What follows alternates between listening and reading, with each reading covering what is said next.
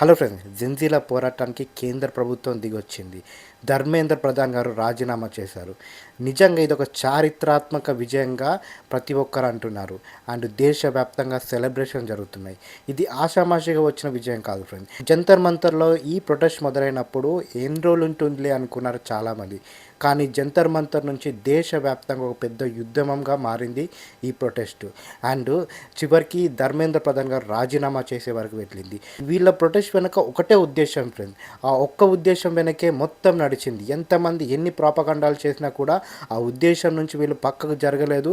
ఎక్కడ వీళ్ళ మనోధైర్యాన్ని కోల్పోలేదు. నిజంగా వీళ్ళ ఉద్యమానికి సంబంధించిన మోటో ఒకటి, నీట్ పేపర్ లీక్ జరిగింది, దానికి బాధ్యత వహించాలి. ఇండియాలో ఎడ్యుకేషన్ సిస్టమ్ చాలా దారుణంగా ఉంది, దానికి బాధ్యత వహించాలి. దానికి ఎడ్యుకేషన్ మినిస్టరు రాజీనామా చేయాలంటూ సాగిన ఒక గొప్ప పోరాటం. దీని వెనక ఉన్నది ఒకటే ఆశయం, ఒకటే సంకల్పం, రాజీనామా చేయాలి. ఆ చనిపోయిన పిల్లలకు కాంపన్సేషన్ కావాలి. నెక్స్ట్ వచ్చేసి ఎడ్యుకేషన్ సిస్టంలో మార్పులు రావాలన్నది కూడా వీళ్ళ ఆ ఉద్దేశంగా తెలుస్తుంది. అండ్ దేశంలో తప్పు జరిగితే రెస్పాన్సిబిలిటీ తీసుకోవాలి, లేకపోతే పిల్లలు, జెన్జీసు, యువత చూస్తూ ఊరుకోరన్న పెద్ద సందేశం కూడా ఈ పోరాటం వల్ల ప్రతి ఒక్కరు తెలిసింది. నిజంగా ఇంత గొప్ప పోరాటం లేదు. అప్పుడెప్పుడో తెలంగాణ పోరాటం తర్వాత, అన్నా హజారే గారి పోరాటం తర్వాత అంత గొప్ప పోరాటం కదా ఇది. అన్నా హజారే పోరాటానికి దేశం మొత్తం ఎలాగైతే ఒక్కటే కదిలిందో ఇప్పుడు కూడా అలాగే జరిగింది కదా.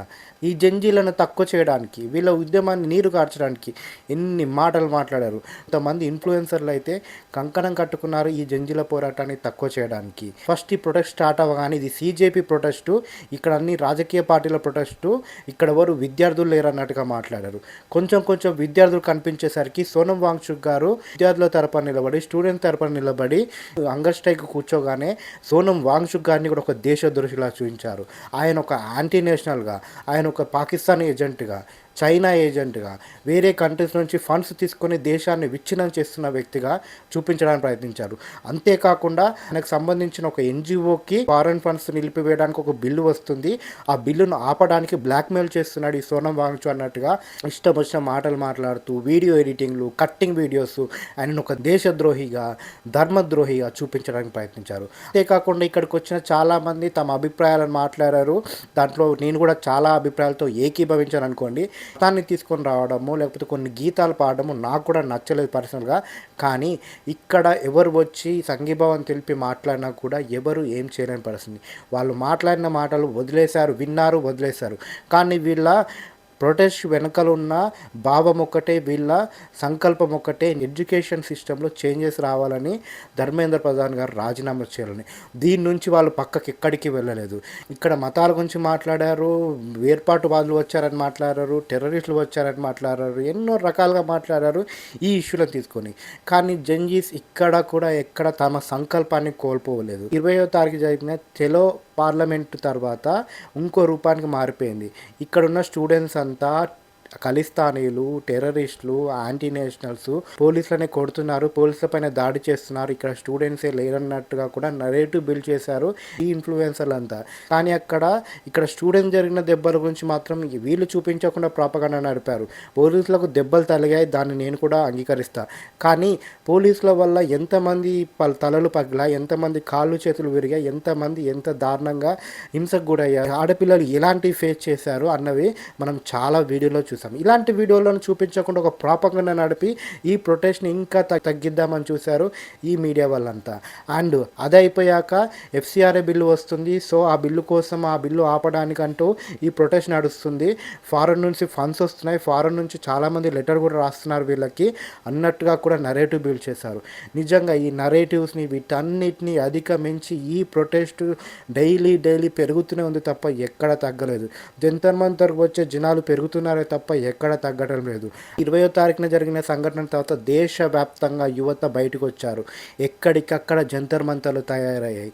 ప్రతి రాష్ట్రంలో మెయిన్ సిటీస్లో మొత్తం మొత్తం ఇదే పోరాటం, జంజీల పోరాటమే మొదలైంది. నిజంగా ఇదొక గొప్ప పోరాటం. మన జంజీలను చూసి మనం నిజంగా గర్వపడాలి ఫ్రెండ్స్.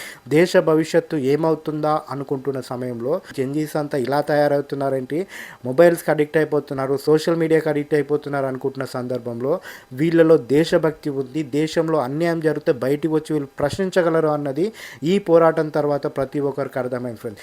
నిజంగా ఇన్ని ప్రాపగండాలు, ఇవన్నీ బయటకు వచ్చాక కూడా పోరాడారు, చివరికి వీళ్ళు అనుకున్నది సాధించారని మనకు అర్థమవుతుంది. నిజంగా ఇది ఒక గొప్ప పోరాటం ఫ్రెండ్స్. ఒక దృఢ సంకల్పంతో ఒకే కాజ్ కోసం జరిపిన పోరాటం. ఇలాంటి పోరాటాలు చాలా రావాలి. మన ఎడ్యుకేషన్ సిస్టంలో మార్పులు రావాలి, మన హెల్త్ కేర్ సిస్టంలో మార్పులు రావాలి. పొలిటీషియన్ చేసే కరప్షన్, అధికారులు చేసే కరప్షన్ అన్నిటికీ సమాధానం ఈ జంజీలు ఎప్పటికప్పుడు చెబుతూనే ఉండాలి, ఎప్పటికప్పుడు వీళ్ళని నిలదీస్తూనే ఉండాలి. అప్పుడు మన భారతదేశ అభివృద్ధిని ఏ ఒక్కరూ ఆపలేరు. నిజంగా ఇప్పుడు చూడాలి ఫ్రెండ్స్, ఈ ప్రాపగండా నడిపే వాళ్ళంతా బయటకు వచ్చి ఏం మాట్లాడతారు. ఆల్రెడీ స్టార్ట్ చేశారు కొంతమంది, దేశం కోసం, దేశ ప్రజల కోసం, యువత కోసము రాజీనామా చేశారన్నట్టు కూడా నరేటివ్ బిల్డ్ చేస్తున్నారు. ఏదేమైనా కూడా ఈ పోరాటాన్ని మనం అందరము అప్రిషియేట్ చేయాలి. అన్యాయాలు జరుగుతూ ఇలాంటి పోరాటాలే రావాలి, అన్యాయాలకు సమాధానం దొరికే వరకు పోరాడాలన్నది ప్రతి ఒక్కరు కోరుకుంటున్నారు. అసలు ఈ జంజీ పోరాటం గురించి మీరేమంటారు? ఈ ప్రొటెస్ట్ వెనకాల జరిగిన ఈ ప్రాపగండా గురించి మీరేమంటారు? మీ ఒపీనియన్ కామెంట్ బాక్స్లో తెలియచేయండి. అండ్ మొదటిసారిగా మా ఛానల్కి వస్తే ప్లీజ్ మా ఛానల్ని సబ్స్క్రైబ్ చేసుకోండి. మాకు మీ సపోర్ట్ ఇస్తున్నానండి. Thank you friends.